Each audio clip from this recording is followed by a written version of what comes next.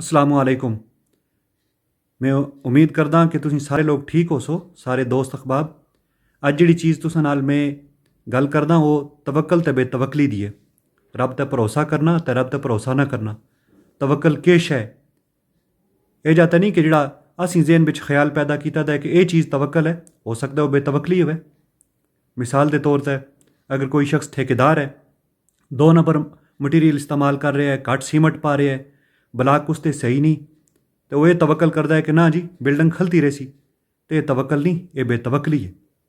इसी तरह तुसदा माल अगर खराब है, पिछों जिथों चाहते हो तुसीं माल दुकाना वास्ते, और तुसीं आखदे हो जी रब ते तवक्कल करदा माड़ी रोजी लाल है, जी यह तवक्कल नहीं है, बेतवक्ली है।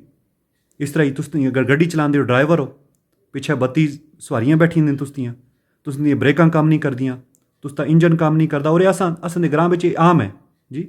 जिथे भी सुनसो हादसा हो सी जी, फलाने जी उस्ताद साहब जी जिथों गड्डी जी परते गई, वजह क्या सी? गड्डी बिच फाल्ट आसा कि जी रब ते तवक्कल है, ये फेरा ला ना फिर कम्म कर किसा जी।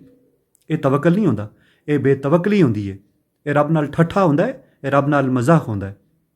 अल्लाह रब्बुल इज़्ज़त ने कुरान मजीद बिच इरशाद फरमाया, फ़इन अज़्ज़मता फ़तवक्कल अल्लाह, जदों सही अज़म कर किने, यानी तेरी तरफों कोई चीज़ कमी ना होवे, फिर रब ते तवक्कल कर तूं।